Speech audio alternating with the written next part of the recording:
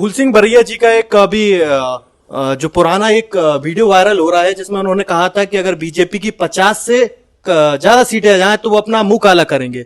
तो अभी उनका एक और बयान वायरल हो रहा है कि वो राजभवन के सामने मुंह काला करने के लिए आ रहे हैं।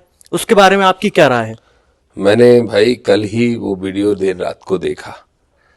सबसे पहले तो आपके माध्यम से फूल सिंह बरैया जी से कहना चाहता हूं, कभी भी हमें अपने आप को इतना बड़ा नहीं समझना चाहिए कि हम ये ही भूल जाएं कि हमारी शख्सियत को बनाया किसने है। आपने जो बहुजनों की लड़ाई लड़ी है, आपने जो 30 से 40 साल लगातार संघर्ष किया है, इस वजह से आप जाने माने चेहरा हमारे मिशन के आंदोलन के बन चुके हो उस मध्य प्रदेश के अंदर। अगर आप अपनी ही बात में फंस के या सामंतशाहियों के दबाव में आके अपना मुंह काला करेंगे तो ये मुंह काला आपका नहीं, हम सबका भी अपमान होगा। आप किस बात के लिए मुंह काला करना चाहते हैं? क्या आपने टिकट बांटे? कांग्रेस में कितने टिकट आपने दिला लिए अपने टिकट के अलावा? और आपका भी टिकट कांग्रेस ने मजबूरी में दिया है। इसलिए मेरा आपसे उनसे आग्रह है आपके माध्यम से कि बिल्कुल भी ये निराशाजनक कार्य ना करें, हताशाजनक कार्य ना करें। अगर वो अपना मुंह काला करेंगे तो हमें भी मजबूरी में ये मानना पड़ेगा कि कांग्रेस में एक हमारे वर्ग के नेता का अपमान किया जा रहा है और उन पर दबाव बना के उनके चुनावी भाषण के दौरान कही गई बात को पूरा कराने के लिए दबाव बनाया जा रहा है। इसको मैं दलितों का, पिछड़ों का, गरीबों का, किसानों का, गांव में रहने वाले लोगों का अपमान मानूंगा। और अगर बरैया जी, आपसे मेरा आग्रह है, आप ये कतई ना करें। मैं आपको एक पत्र भी मैंने बरैया जी को आज ही लिखा है, अभी उनको भेज दिया है। किसी भी कीमत पे अगर उन्होंने ये किया तो फिर मैं ये मानूंगा कि ये कांग्रेस ने हमारा अपमान किया है। और मैं जगह जगह स्वयं बरैया जी की विधानसभा में भी कांग्रेस का पुतला जलवाऊंगा, सामंतशाहियों का पुतला जलवाऊंगा, दिग्विजय सिंह का पुतला जलवाऊंगा। तो इसलिए मेरा बरैया जी आग्रह है कि आप जब 20-40 साल मेहनत करके हमारा चेहरा बने हैं, हमारे मूवमेंट का चेहरा बन चुके थे, और आज भी आप मूवमेंट की सोच रखते हो, इस बात की मुझे खुशी है। तो आपका अपमान हम सबका अपमान है।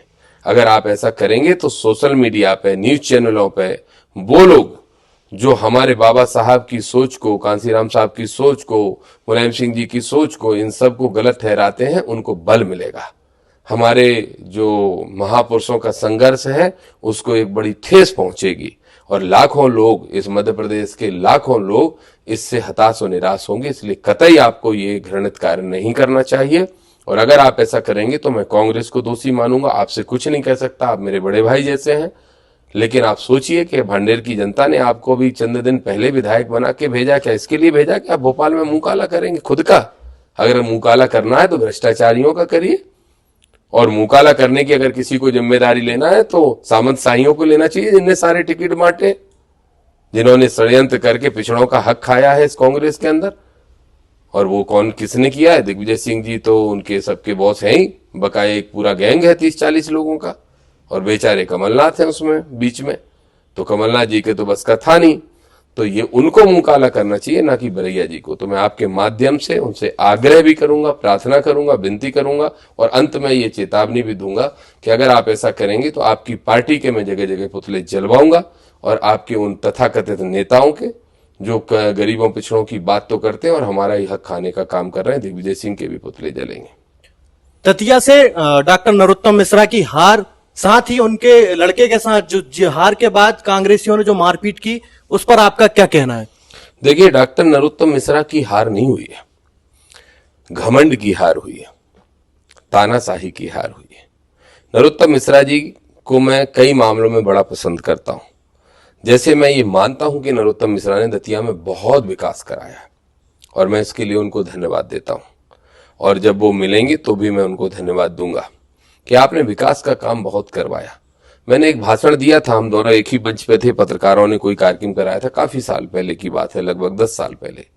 तब मैंने उस मंच पे, हम दोनों ही एक मंच पे थे, नरोत्तम मिश्रा और मैं भी, तो मैंने कहा था कि विकास हम सबको पसंद है, पर विनाश की शर्त पे नहीं।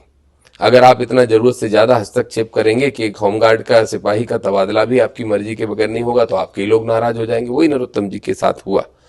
और जब ताकतवर जितने ज्यादा आप हो जाते हो, आपको उतना ही लिबरल होना पड़ता है। आप अगर आप उतने ही ज्यादा सख्त होकर सिर पे 24 घंटे बैठे रहोगे तो वो शहर ही अपने आप में एक दमनकारी सोच उसको प्रतीत होने लगती है, आपकी दम घुटने लगता है शहर के लोगों का। वही परिणाम उनके सामने आया। उनके विकास में कोई कमी नहीं, मैं उनके विकास की तारीफ करूंगा और मैं उम्मीद करता हूं कि वो इस हार से वो निराश नहीं होंगे। मैं उनका कोई वीडियो देख रहा था, किसी ने दिखाया क्या हार में, क्या जीत में, क्या हार में, किंचित नहीं भयभीत में। भयभीत की बात नहीं है, बात संघर्ष करने की है। आप लंबे समय सत्ता में रहे हो, अब विपक्ष में रह के काम करो, तब आपको पता चलेगा कि हम लोग विपक्ष में काम करते थे और आप हमारी नहीं सुनते थे तो क्या बीतती थी। लेकिन चूंकि सरकार आपकी है तो आज भी आप विपक्ष में नहीं हो, लेकिन आपके विधायक नहीं है, तो ये सब उनको नहीं सोचना चाहिए। लगातार उस क्षेत्र का विकास और काम करते रहना चाहिए, हम उनका सहयोग करेंगे। जहां तक बात राजेंद्र भारती की है, जो जीते हैं, तो उन्होंने बड़ा संघर्ष किया और संघर्ष का उनको फल मिला है। लगातार उन्होंने बहुत हमले झेले हैं, सत्ता के हमले झेले हैं, बहुत नुकसान झेले हैं। नरोत्तम मिश्रा जी की जो हार है उसको मैं ये कहूँगा कि वो चुनाव जनता ने लड़ा, राजेंद्र भारती ने नहीं लड़ा। लेकिन फिर भी मैं राजेंद्र भारती जी को उस जीत के लिए बधाई देता हूँ और नरोत्तम जी को ये आश्वासन देता हूँ कि आपकी सरकार है, आप विकास के काम करते रहिए, साथ में हमारे सवड़ा क्षेत्र के भी विकास के काम करिए। घनश्याम सिंह आपके मित्र रहे हैं, लेकिन फिर भी आपने पुल नहीं बनवाए। हमारे 3 पुल टूटे हुए डरे हैं पिछले 2.5 साल से। इंदरगढ़ में बाईपास की समस्या, अनेकों समस्याएं हैं, उन पे भी ध्यान दें। मैं उसके लिए भी एक आंदोलन छेड़ने वाला हूं। लेकिन फिर भी कहूंगा नरोत्तम की हार, नरोत्तम मिश्रा की हार जीत नहीं, बल्कि एक घमंड की पराकाष्ठा की हार है, जिसमें उनको सुधार लाना चाहिए। एक रामायण में भी चौपाई लिखती है, प्रभुता पाए काहे मद नाही।